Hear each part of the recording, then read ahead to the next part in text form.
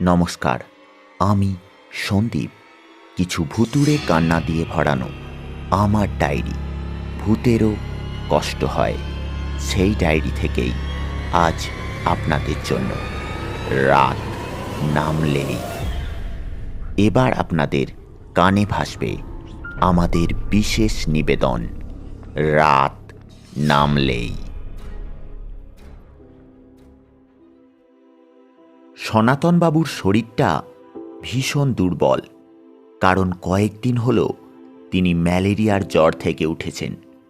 Doctor ওষুধপথ্যের পাশাপাশি হাওয়া বদলেরও পরামর্শ দিয়েছেন। সনাতনবাবুর 2 ছেলে ও 2 মেয়ে, সকলেই বিয়ে করে সংসারী হয়েছে। এদিকে বছর 5 হলো তেনার স্ত্রী গত হয়েছেন, তাই তিনি সংসারে একটু একা হয়ে পড়েছেন। এবং স্ত্রী মারা যাবার পরপরই তিনি স্কুল মাস্টারির চাকরি থেকেও রিটায়ার করেন। বেশ কয়েক বছর হলো ঘরবন্দি হয়ে আছেন তিনি। তাই তিনি মনে মনে স্থির করলেন মাসখানেকের জন্য বাইরে কোথাও থেকে বেরিয়ে আসবেন। নির্জন নিরিবিলি সবুজে ঢাকা কোনো একটা জায়গা হলে মন্দ হতো না। তিনি অনেক ভেবেচিন্তে তেনার স্কুলের এক সহকর্মী অবিনাশ দত্তের পরামর্শে আসামের কাছাকাছি একটা ছোট্ট বাংলো বাড়িতে মাসখানেকের জন্য বেড়াতে গেলেন। চারিদিক সবুজে সবুজ, আর সেই সবুজের বুক চিরে একটা ছোট্ট পাহাড়ি নদী কুলকুল শব্দে এগিয়ে চলেছে। ছোট্ট বাংলোটা অবিনাশ দত্তের পিতামহ রাজমোহন দত্ত নিজে বানিয়েছিলেন, কিন্তু এখন সেটা ফাঁকাই পড়ে থাকে। মাঝে মধ্যে কেউ এখানে বেড়াতে এলে সেটা ভাড়া দেওয়া হয়, কিন্তু বন্ধু হওয়ায় সনাতনবাবুর শত পেরাপেরিতেও অবিনাশ দত্ত 1 টাকাও ভাড়া নিলেন না তার কাছ থেকে। সনাতনবাবুর পৌঁছাতে সন্ধে গড়িয়ে রাত হয়ে গেল, কিন্তু পৌঁছেই তিনি দেখলেন একজন মধ্যবয়স্ক ভদ্রলোক দরজার সামনেই তেনার জন্যই অপেক্ষা করছিল। তিনি সনাতনবাবুকে সব ঘর দেখিয়ে বুঝিয়ে দিয়ে চলে গেলেন। যাবার সময় জিজ্ঞাসা করলেন, বাবু সাহব, आप रोज का खाना कहाँ खाएंगे? आप कहे तो হোটেল সে মাংবা দু। একই শরীর খারাপ, তার ওপর হোটেলের এই মশলাদার খাবার।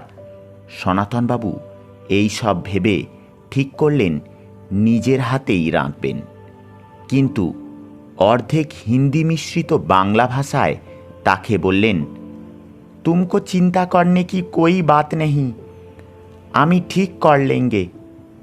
এই শুনে লোকটি চাবি হাতে দিয়ে চলে গেলেন। সনাতনবাবু ঘরের বিজলি বাতি জেলে সঙ্গে আনা খাবার খেয়ে সেরাতের মতো ঘুমিয়ে পড়লেন। কিন্তু নিজের হাতে রান্না করে খেয়ে কোনো মতে 2-3 দিন চলার পর তার মনে হলো একটা রাঁধুনি না পেলেই নয়। কিন্তু এই নির্জন নিরিবিলিতে রাঁধুনি তিনি কোথায় পাবেন?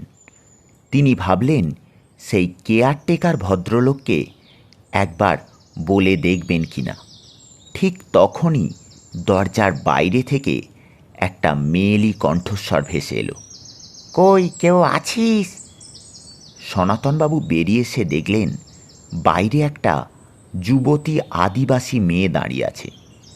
বেশ লম্বা, গায়ের রং মেঘলা আকাশের মতো, মাথায় এইসা বড় একটা ঘন কালো চুলের খোঁপা, তাতে একটা বনো ফুল গোঁজা। তার কথা শুনে তিনি জানতে পারলেন মেয়েটির নাম কদম। ওকে ঘরের কাজ করে দেওয়ার জন্য কেয়ারটেকার বাবুই পাঠিয়েছেন। সনাতনবাবু যেন হাঁপ ছেড়ে বাঁচলেন, কিন্তু পরক্ষণেই তিনি একটা জিনিস লক্ষ্য করে একটু হতাশ হয়ে পড়লেন। দেখলেন মেয়েটি সন্তান সম্ভবা। এই অবস্থায় মেয়েটির কাজ করা উচিত হবে কি না এটা ভেবে তিনি জিজ্ঞাসা করলেন, তুমি এই অবস্থাতে কাজ করতে এসেছো কেন? মেয়েটি জবাব দিল, এই পেটের জন্য এসেছি। এরপর থেকে ধীরে ধীরে সনাতনবাবুর সঙ্গে মেয়েটির একটা আত্মীয়তার সম্পর্ক গড়ে উঠল, কিছুটা বাপ মেয়ের মতো। মেয়েটি যত না সনাতনবাবুর খেয়াল রাখত, তার থেকে বেশি সনাতনবাবু মেয়েটির যত্ন করত। সপ্তাহখানেকের মধ্যেই মেয়েটির ওপর সনাতনবাবুর কেমন একটা মায়া পড়ে গেল। কিন্তু তিনি কয়েকদিন ধরেই একটা জিনিস লক্ষ্য করছিলেন। সারাদিন সব ঠিকঠাক, কিন্তু দুপুর গড়িয়ে বিকেল হলেই মেয়েটি এই বাড়ি ছেড়ে পালাবার জন্য অস্থির হয়ে উঠত।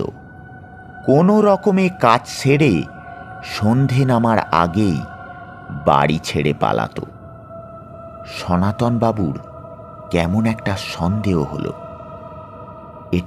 এটা ভুতুড়ে বাড়ি নয় তো? কিন্তু মেয়েটিকে জিজ্ঞাসা করতে তেনার সাহস হলো না। কিন্তু একদিন রাতে ঘুম আসছে না বলে তিনি ছাদে পায়চারি করছিলেন। রাত তখন খুব একটা বেশি নয়, 9টা কি 9:30 হবে। বাংলোর পেছন দিকটার বাগানে চোখ যেতেই তিনি অবাক হয়ে গেলেন। দেখলেন সেই মেয়েটি। রাত হলেও চাঁদের আলোয় মেয়েটিকে চিনতে তার একটুও অসুবিধা হলো না। দেখলেন মেয়েটি ধীরে ধীরে চুপিসারে এসে বাড়ির পশ্চিমের একটা ঘরের জানলার সামনে দাঁড়ালো। ছাদের ওপর থেকে নিচে কি ঘটছিল তা ঠিক দেখা গেল না। তাড়াতাড়ি সিঁড়ি দিয়ে নেমে সনাতনবাবু পশ্চিমের তালাবন্ধ সেই ঘরটার সামনে দাঁড়াতেই তিনি একটা অদ্ভুত শব্দ শুনতে পেলেন। কিছুটা যন্ত্রণায় মুখ থেকে বেরিয়ে আসা গোঙানির মতো। সনাতনবাবু দরজার ওপর কান পাতলেন। একটা মেয়েলি কান্না তিনি শুনতে পেলেন। তিনি সাহস করে দরজার কড়াটা নাড়তেই সঙ্গে সঙ্গে ঘরের ভিতরের শব্দ বন্ধ হয়ে গেল। সনাতনবাবু এবার চেঁচিয়ে বললেন, কে কে ভেতরে? কোনো উত্তর এলো না। সনাতনবাবু আবার জিজ্ঞাসা করলেন, তাও কোনো উত্তর পাওয়া গেল না। সনাতনবাবু এই 10 দিনে একবারও বাড়ির পেছন দিকটা ঘুরে দেখেননি, কিন্তু তিনি দেখেছেন বাড়ির সামনের দিকের 2-1টা ঘরের জানালা ভেঙে গেছে। তিনি মনে মনে ভাবলেন, হয়তো পেছনের কোনো ভাঙা জানালা দিয়ে মেয়েটি ঘরে ঢুকেছে। কিন্তু তিনি কিছুতেই বুঝে উঠতে পারলেন না মেয়েটি এত রাতে এখানে কি করছে। এই অবস্থায় রাতে বিতে ঘুরে বেড়ানোটা কি ঠিক? অন্তত নিজের কথা না হোক, পেটের বাচ্চাটার কথা তার একবার ভাবা উচিত ছিল। আবার পরক্ষণেই মনে হলো, কোনো বদমতলব টদলব নেই তো? মানে চুরি টুরি করতে আসেনি তো? এবার তিনি একটা দীর্ঘশ্বাস ফেলে ভুরু কুঁচকে চিন্তা করলেন, আমারই ভুল হয়েছে। ওকে আমার কিছু টাকা আগেই হাতে দিয়ে দেওয়া উচিত ছিল। বেচারি হয়তো পেটের জ্বালায় চুরি করতে বেরিয়েছে। তিনি আর কোনো সাড়া করলেন না। চাবির গোছা থেকে চাবিটা খুঁজে বার করে তালাবন্ধ ঘরটা খুললেন। টর্চের আলোয় তিনি যতটুকু দেখলেন তাতে বোঝা গেল ঘরটা তালাবন্ধ থাকলেও পেছনের ভাঙা জানালা দিয়ে মানুষের যাতায়াত আছে। ঘরটা বেশ পরিষ্কার পরিচ্ছন্ন, কিন্তু তিনি ঘরের মধ্যে কাউকেই দেখতে পেলেন না। মনে হয় জানলা দিয়ে পালিয়েছে। কিন্তু সনাতনবাবু যদি একটু ভালো করে দেখতেন তাহলে বোধহয়, তাছাড়া ভালো মানুষ সনাতনবাবু বোধহয় ভুলেই গিয়েছিলেন, মানুষের কালো ছায়া মানুষের আড়ালেই লুকিয়ে থাকার চেষ্টা করে, তাকে আলো নিয়ে খোঁজা যায় না। ঘরের মধ্যে থাকা সনাতনবাবু হঠাৎ পিছন থেকে ঘরের দরজা বন্ধ হওয়ার শব্দ পেয়ে চমকে উঠলেন। তারপর দৌড়ে ঘরের দরজা খুলে তিনি বাইরে বেরিয়ে এসে দেখলেন অন্ধকার বারান্দা ধরে একটা কালো মহিলার ছায়ামূর্তি বাইরের দিকে বেরিয়ে যাচ্ছে। তিনি পেছন থেকে চিৎকার করে ডাকলেন, কে কে ওখানে? দাঁড়াও বলছি। সনাতনবাবু পেছন পেছন দৌড়ে গেলেন। ছায়ামূর্তিটাও প্রায় হাওয়ায় ভেসে মুহূর্তের মধ্যে বাইরের অন্ধকারে মিশে উধাও হয়ে গেল। তিনি বারান্দার সিঁড়ির কাছে এসে দাঁড়িয়ে পড়লেন। টর্চের আলোটা বাইরের দিকে দু একবার ফেলে ভালো করে দেখলেন, কিন্তু তিনি কাউকেই দেখতে পেলেন না। তিনি একটা দীর্ঘশ্বাস ফেলে পেছন দিকে ঘুরতেই তার গায়ের রক্ত জল হয়ে গেল। তার শিরদাঁড়া বেয়ে একটা ঠান্ডা স্রোত নেমে গেল। টর্চের আলোয় তিনি দেখলেন গোটা বারান্দায় রক্তমাখা পায়ের ছাপ। আর সেই পায়ের ছাপটা অন্য কারো নয়, তার নিজেরই। তিনি নিজের পায়ের দিকে তাকাতেই সেটা বুঝতে পারলেন।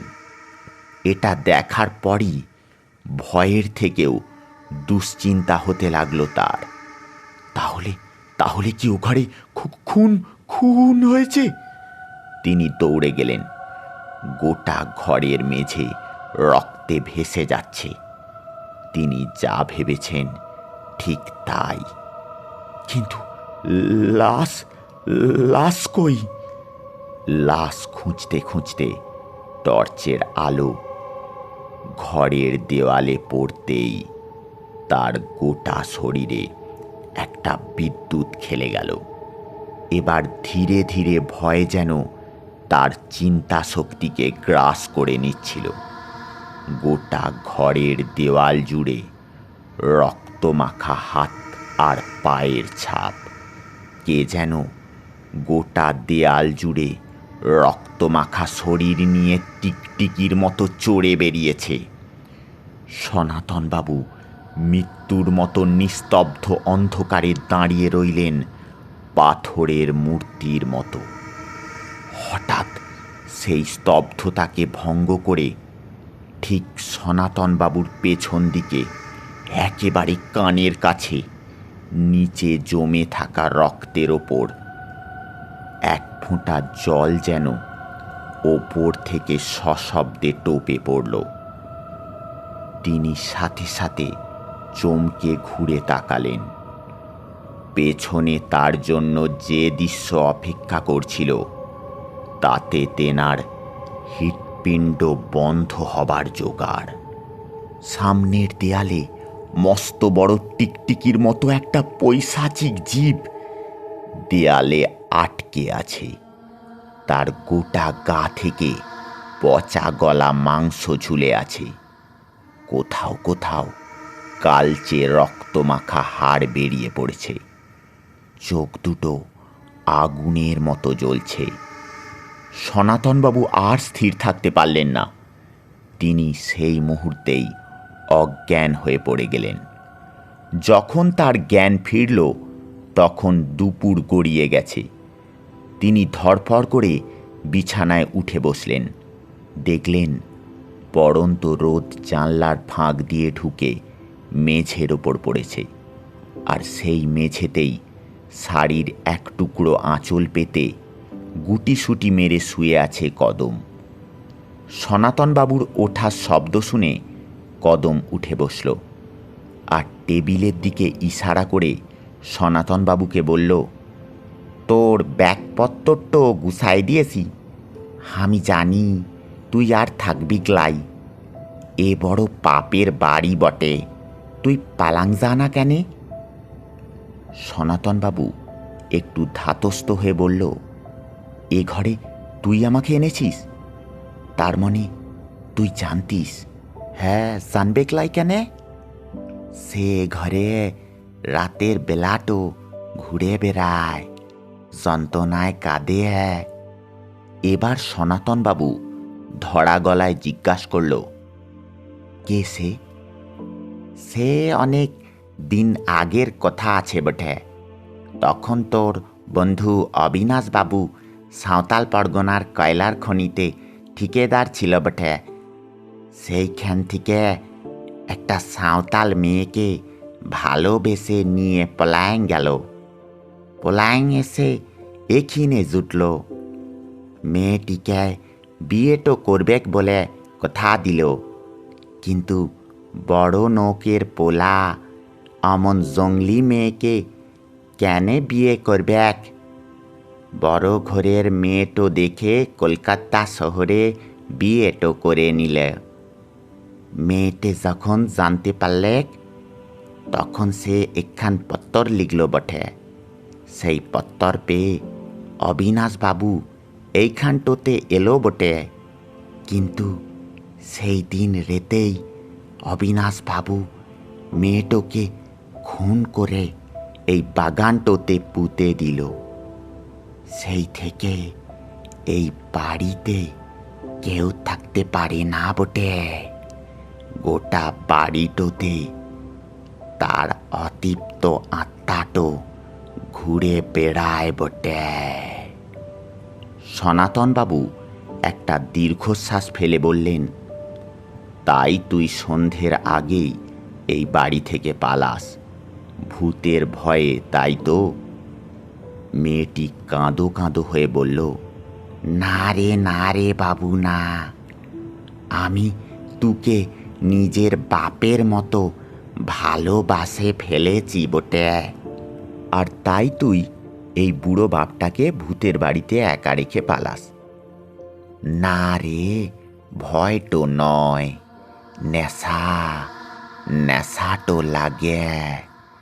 রাতের অন্ধকারটোতে আমার গোটা গতটোতে কেমন নেশাটো লাগে। একটু একটু করে গতটো ক্ষয়ে যেতে থাকে।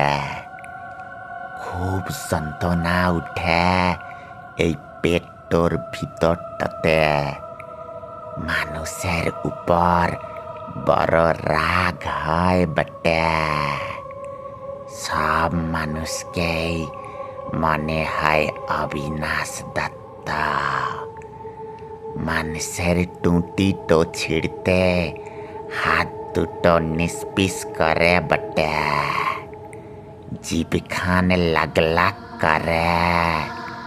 গরম রক্তের নিশাটো লাগে। অনেকক্ষণ আগেই সনাতনবাবুর চোখে একটা জিনিস ধরা পড়ে গেছে। সূর্য যত ধীরে ধীরে পশ্চিমে ঢলছে, কদমের কথার হিংস্রতা ততই কদমের শরীরকে ধীরে ধীরে গ্রাস করে নিচ্ছে। তার চোখের কালো মণি দুটো অদৃশ্য হয়ে গিয়ে চোখ দুটোর সাদা অংশ থেকে রক্ত গড়িয়ে পড়ছে। এ কদম মানুষ কদম নয়। কে কে তুমি? কে তুমি?